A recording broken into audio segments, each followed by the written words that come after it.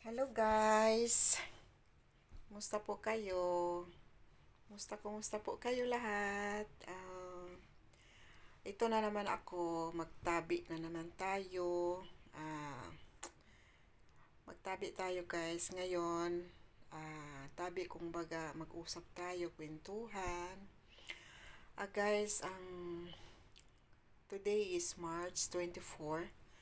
Anong oras na mga? Almost 10 p.m. na. Tapos na po ako sa trabaho ko. So, ito na naman, magtabi-tabi na naman tayo, mag-usap-usap, kwento-kwento.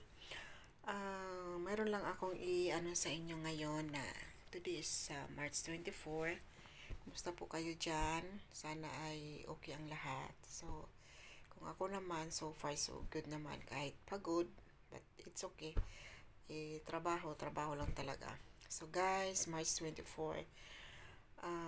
Today guys ay nalala ko na ika 40 days ng aking ate na namatay nung nakaraang buwan. February 12 siya pinawian ng buhay. At medyo nalulungkot ako kasi 40 days na ang bilis ng panahon. And nag-chat kasi yung pamangkin ko, yung anak niya kanina, yung nasa Cebu na yun nga 40 days ang sa nanay niya. Tapos tinanong ko kung ano ang ganap doon. So, mayroon naman silang kunting handa-handa. Siyempre, pinaghandaan nila yon. So, kanina nakita ko yung live nila na nagdadasal sila. Andun yung picture ng ate ko. Talagang nakakalungkot. Nalulungkot ako. Napaluha ako kanina kasi namimiss ko siya. Kasi guys, yung ating kong yun, matagal na kaming hindi nagkikita. Siguro nasa 20 years na. Pero, lagi naman kami nag-uusap. Ay, hindi naman sa lagi. Nag-uusap kami through video call. And then, nung bago po siya binawian ng buhay, guys, talagang napakalungkot, napakasakit para sa akin kasi yung talagang nafe-feel ko na talagang ano siya, nahirapan na rin siya. Nung hindi pa siya namatay, lagi kaming lagi ko siyang tinatawagan, kasama ko yung isa kong kapatid ko na ate ko din na nasa Negros naman.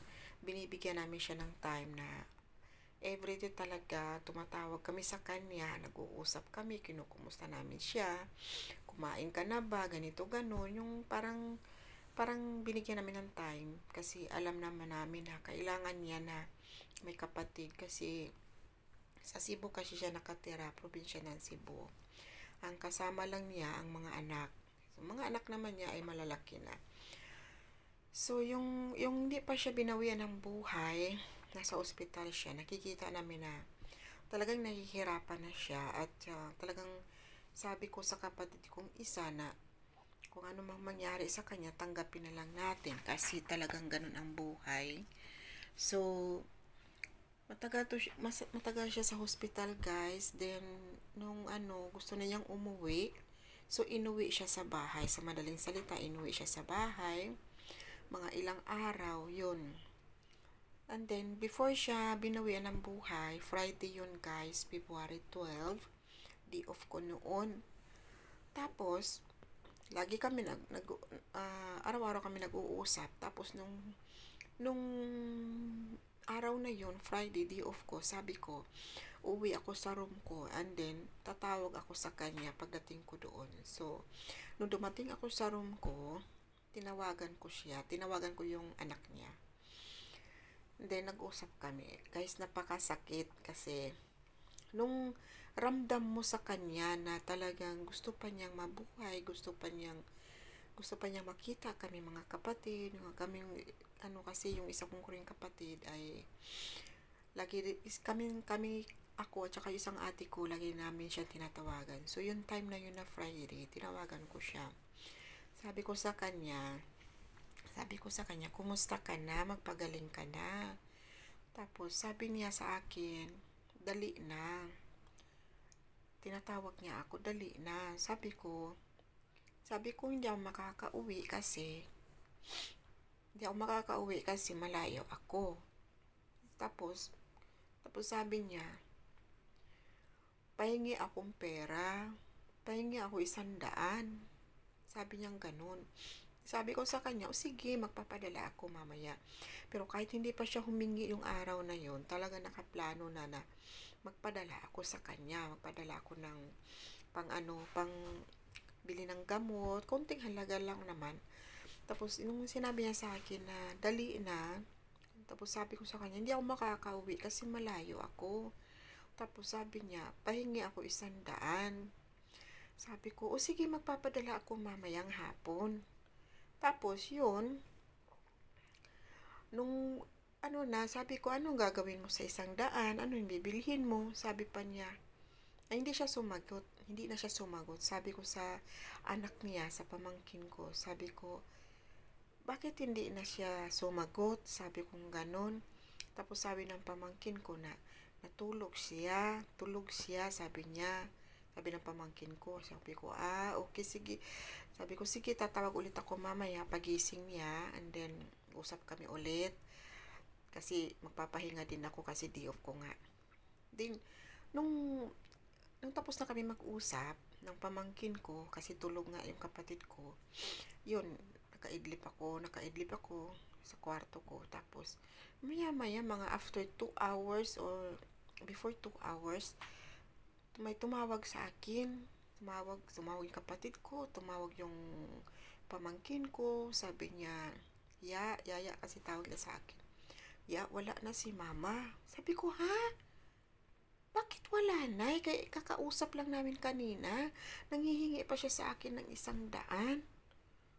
Sabi niya, oo, wala na. Yun. Yung parang, napakasakit kasi, yung parang nanghingi pa siya ng tulong. Nanghingi siya ng pera. Hindi ko alam kung bakit. Hindi ko alam talaga kung bakit. Dahil ako ang pinakahuling usap sa kanya. Kasi umaga, nung bago ako tumawag sa kanya, yung anak niyang nasa Maynila ang kausap niya. Tapos, sumunod ako. Ako talagang pinakahuling na tumawag sa kanya at kumausap sa kanya. Kaya, napakasakit kasi, sabi ko, bakit ganun? Sa bagay, sabi ko, talagang hanggang doon na lang ang buhay niya. Tsaka, makapahinga na siya. Pero, parang napakasakit ba na mawalan ka na isang mahal sa buhay, kapatid mo pa, tapos yung ate kong yun, napakabait niya. Yung mula kang maririnig, talagang marunong siya magpakumbaba. Kahit may marinig siya na masakit para sa kanya, pero hindi siya yung sumasagot ng hindi. Tahimik lang siya. Kaya, sabi ko, ang hirap talaga na mawalan ka ng mahal sa buhay. Lalo na pagkapatid mo. Kaya, nung time na yun, nagdadalamati talaga ako. Kaya, nung hiningi niya ng 100, nung hapon na yun ng Friday, pinadala ko kaagad. Kasi, yung Friday kasi, dito, 5:00 ang bukas ng papadalahan. Kaya nagpadala agad ako. Maliit na halaga lang naman, pero sabi ko sa anak niya, ipapadala ko yung hiningi niyang 100. Pero yung 100 na yon, hindi ko alam kung bakit siya sa akin nanghingi na 100 bago siya bumitaw. Kaya yung binigay ko sa kanya yung 100, sabi ko sa pamangkin ko na yung 100 na yun, ibili mo ng kandila. Nung nakita ko siya, guys, na wala na siyang buhay, sabi ko, patingin ako sa kanya. Diyos ko, Lord. Alam mo, grabe ang iyak ko, guys. Napakasakit. Ang sakit talaga. Ang sakit talaga na nakikita mo yung kapatid mo na wala ng buhay. Pero, kailangan talaga natanggapin namin kasi ganun lang talaga. Kaysa naman magtiis siya sa kanyang nararamdaman. Kaya tanggap na namin. Sobrang sakit kasi ilang taon na kami hindi nagkita. Tuwing tatawag sa kanya, lagi niya sinasabi na, uwi ka na, halika na, dito na, uwi ka na. Ay, ganda, yung ganyan yung mga biruan namin, yung mga pang pa-good vibes. Ay, yung sister kong maganda, ganyan-ganyan.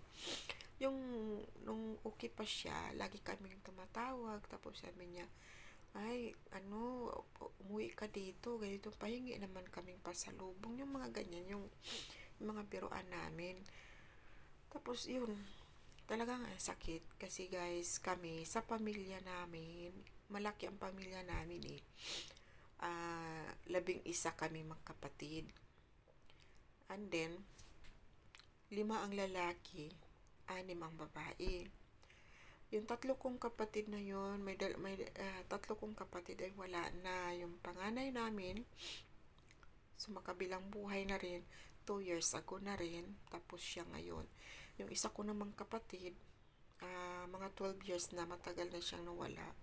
Hindi ko po silang nakita nung yung panganay namin, 2 years ago namatay siya, pero andito na rin ako. Hindi ko siya nakita. Yung parang ang sakit ba na yung nabubuhay pa sila. Nagsisend sila sa akin ng picture na ganun, nahirapan sila sa sakit nila. Parang ang sakit sa dibdib. Pero wala tayong magagawa kasi pag buhay natin ang kinuha ng ating may kapal, wala naman tayong magagawa. Dahil yung buhay natin ay ishiram lang. Kaya so ngayon, ika 40 days niya. So sana tanggapin siya ni Lord. Mayroon siyang place doon. Kaya mamimiss namin siya. Talagang kanina nakita ko yung picture niya habang nagdadasal kasi may picture kasi doon sa altar. Talagang parang sa amin buhay siya. Andyan pa rin siya pero katawan lang naman niya ang nawala.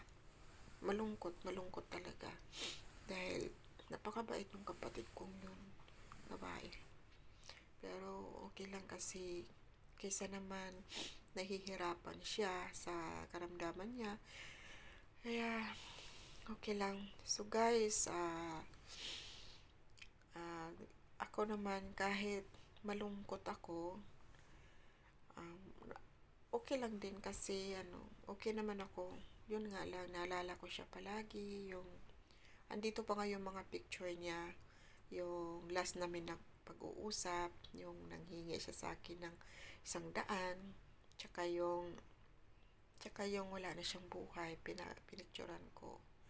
Talagang ang sakit talaga, pero sige lang. Kaya hanggang ngayon, yung isa kong ate, lagi kami nag-uusap.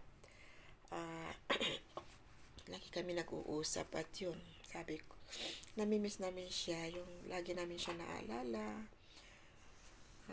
Yung ate ko naman yun ay, sabi niya, wala siya ibang kausap kundi ako lang. Kaya everyday nag-uusap kami. Pag hindi busy siya, yun, kanina nag-uusap kami habang kumakain ako kasi yun lang talaga ang time ko. Pag nananghalian ako, yun, tinatawagan ko siya, yun. Tapos, yung nakakalungkot kasi marami nga kayong magkapatid. Tapos yung iba namang kapatid mo, di ka naman lang maalala. Yung di ka man lang pwedeng kamustahin na, ay, kumusta ka na dyan? Wala. Yung para bang mararamdaman mo rin na mahalaga ka sa kanila. Pero alam ko naman na mahal din nila ako. Pero siguro may mga may mga dahilan siguro. Pero wala naman akong sa kanila, hindi ako galit.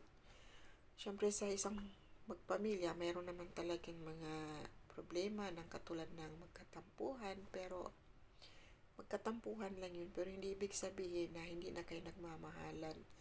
Yung mga kapatid ko, mahal ko sila kahit ngayon na hindi nila ako kinukumusta, pero okay lang kasi syempre siguro busy lang din sila, kaya naiintindihan ko rin din sila. Kaya sana pag nakauwi ako, makikita ko sila. Sana rin i-welcome din nila ako. hindi naman ako nagpapa-importante. Ang akin lang, syempre, ako bilang isang kapatid, sabi ko rin ako sa kanila. Yung, parang ang sarap pakiramdam yung ano ba, yung magkasama-sama kayo lahat, yung andyan yung biruan, yung magbabanding talaga kayo. Pero sana mangyari yan sa amin, naming magkakapatid. Yung nanay ko kasi, andyan sa Cavite, kapitbahay ko sa kapatid ko. So, matagal ko na rin hindi nakikita yung nanay ko kasi 12 years na, no, hindi 12 years. Kung ilang taon na ako dito sa Abu Dhabi, 9 years kasi bago ako umalis papunta rito, yung first time kong alis, umuwi muna ako doon sa mama ko mga ilang araw para lang makita ko siya. And then andito na nga ako, tapos pag tuwing bakasyon ko kasi malayo kasi yung mama ko, sa Negros siya. Kaya ang hirap kaya guys na malayo ka sa magulang, gusto mong dalawin tapos wala kang pera. Kailangan ka pa sumakay ng barko, kailangan ka pa sumakay ng eroplano. Hindi ka naman pwedeng sumakay na wala kang dalang pamasahe o wala kang dalang pera. Kahit wala namang problema sa pagkain kasi kahit kumain lang ng kanin at saka mag-ulam na ng ginamos, okay lang. Pero ang hirap kasi.